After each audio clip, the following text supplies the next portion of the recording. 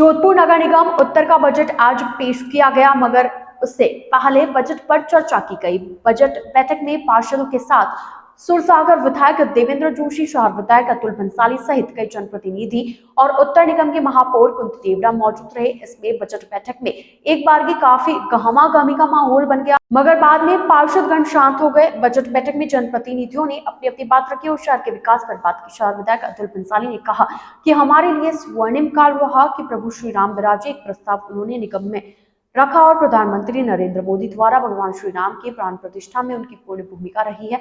उन्होंने इसके लिए प्रधानमंत्री नरेंद्र मोदी का धन्यवाद ज्ञापित किया। उन्होंने प्रधानमंत्री को भारत को विकसित राष्ट्र बनाने की कामना की। इस प्रस्ताव को प्रधानमंत्री को भिजवाने की बात की। उन्होंने बजट प्रतिवेदन पर कहा कि 2-3 बातें हैं जो कि जोधपुर निगम के द्वारा सरकार कार्य करवाए जा रहे हैं, उनका उल्लेख इसमें करने की जरूरत है। उन्होंने इसे हटाने की अपील की। उन्होंने पानी और सीवर लाइन व्यवस्था की बिछी लाइनों को दुरुस्त करने को कहा।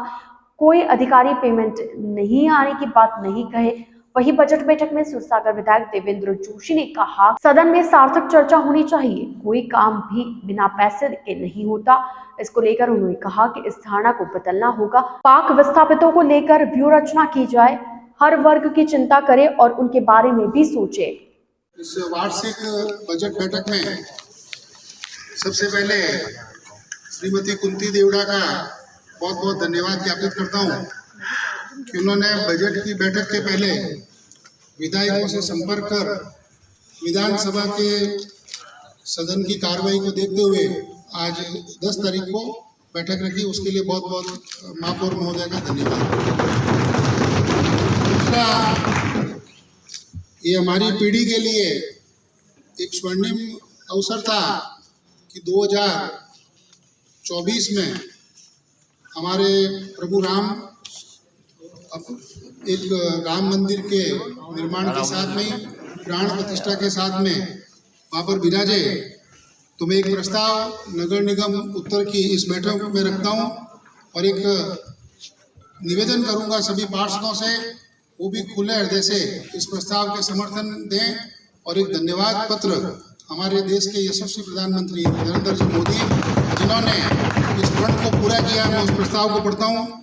हमारे देश के यशस्वी प्रधानमंत्री आदरणीय श्री नरेंद्र जी मोदी के अथक परिश्रम से न केवल देश का विकास हुआ है, अपितु जन जन के आराध्य देव भगवान श्री राम के भव्य मंदिर निर्माण में भी आपकी अहम भूमिका रही है। इसके लिए मैं हमारे यशस्वी प्रधानमंत्री आदरणीय श्री नरेंद्र जी मोदी को धन्यवाद एवं अभिनंदन ज्ञापित करता हूँ। मैं प्रभु श्री राम से प्रार्थना करता हूँ कि आप हमेशा यशस्वी एवं दीर्घायु बने रहें। ऐसे ही राष्ट्र एवं सनातन संस्कृति की अभिवृद्धि हेतु कार्य करते हुए भारत राष्ट्र को विकसित राष्ट्र बनाने में सफल हो, ऐसी संभावना रखता हूँ। ये प्रस्ताव इस सदन के माध्यम से मैं प्रधानमंत्री को भिजवाना की एक अपेक्षा रखता हूँ। इस प्रस्ताव को आपको प्रेषित करता हूँ। इस सदन के अंदर आदरणीय महापौर जी ने जिस बजट का प्रतिवेदन किया, उसमें 2-3 मुख्य बातें हैं। एक तो आपने इस बजट के प्रतिवेदन के अंदर नगर निगम जोधपुर के द्वारा जो काम किए जा रहे हैं, उसमें जो RUDIP के कार्य है और सरकारी योजना के कार्य है, उनका उल्लेख इस बजट में करने की जरूरत नहीं। कोई पेमेंट अशोक जी ने कोई एडवांस बुकिंग पेमेंट की करके गए थे। सरकार के हिसाब चलती है। हर 5 साल में नई सरकार आती है, वही रहती है। पर सरकार के अंदर अधिकारियों को ये किसने हक दिया कि वो ये स्टेटमेंट दे, पेमेंट नहीं आ रहा, इसके लिए काम। यहाँ जोधपुर के अंदर जितने भी डिपार्टमेंट है, इंक्लूडिंग नगर निगम जोधपुर उत्तर, यहाँ पे भी जितने ये DC और नीचे के लेवल के अधिकारी है, ये सब ठेकेदारों के संरक्षण का काम करते हैं। कोई भी पार्षद आज जितनी भी वेदना पक्ष के हो या विपक्ष के, सारे पार्षद कर रहे हैं। उनकी एक ही पीड़ा है कि अधिकारी उनको उलझा दे। आप ठेकेदार की कंप्लेंट करो तो अधिकारी सफाई देना था। अधिकारी तू क्यों सफाई दे रहा है भाई? सफाई देने का काम जो है वो जनता और जो जनप्रतिनिधि है वो लड़ रहा है। जैसे महिला ने भी, हमारी बहन ने बोला कि वो नाला रोक दिया, उनको डाउट हो रहा है, वो मैं पैसे खा गई। अब मेरे को बताओ, हम यहाँ जन सेवा के लिए हैं, पैसे खाने के लिए हैं? तो ये जो धारणा बनी आम जनता के बीच में, ये कोई आज से नहीं, कोई काम बिना पैसे दिए नहीं होगा। मैं तो सौभाग्यशाली मानता हूँ शहर को, इस सीट पे बैठे लोग आज तक ईमानदार मिले। लेकिन उसके बाद क्या स्थिति हुई सर, हमको इस बारे में भी सोचना। आज जब चर्चा चल रही थी, निश्चित रूप से जो हेरिटेज सिटी से आए पार्षद थे वो अपने वार्ड की चिंता कर रहे थे, लेकिन मेरे को लगा कि जोधपुर नगर निगम उत्तर नहीं हो गए, खाली ये घंटाघर ही हो गया। हर पार्षद चर्चा में, क्योंकि हम कॉमर्शियल एरिया पे क्यों ध्यान दे रहे थे? क्या गरीब तबका नहीं रहता? क्या कच्ची बस्तियां नहीं है? क्या मजदूर नहीं रहते यहाँ पे? उनकी चर्चा कहाँ हुई? इस एक भी सदस्य ने बोला हो तो भाई इस कच्ची बस्ती का विकास करवाओ, इस गरीब बस्ती का विकास करवाओ, और बजट में उनके लिए क्या प्रावधान है बताओ।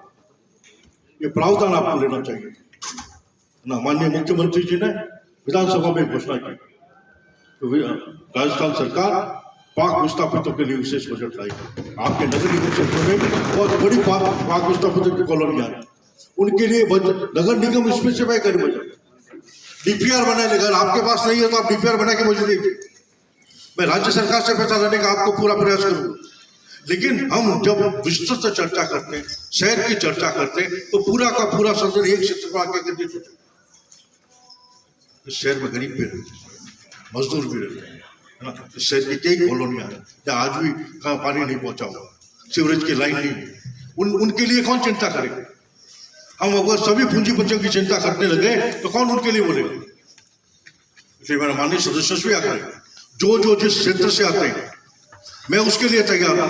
एक सार्थक संवाद इन सब पार्षदों के साथ होगा। मेरा और अतुल जी जैसे कहा, हम आपसे अलग नहीं है, हम इस एक परिवार के सदस्य, एक परिवार के सदस्य होने के नाते हमको एक होकर काम करना, और एक होकर काम करने के लिए अपने अपने क्षेत्र की समस्या, जैसे वो महिला पार्षद थी मेरी, उसने 4 साल से वो समस्या बताई, वाकई में बहुत गंभीर समस्या। ऐसी गंभीर समस्याओं पर सदन में चर्चा हो, उसका निष्कर्ष निकले।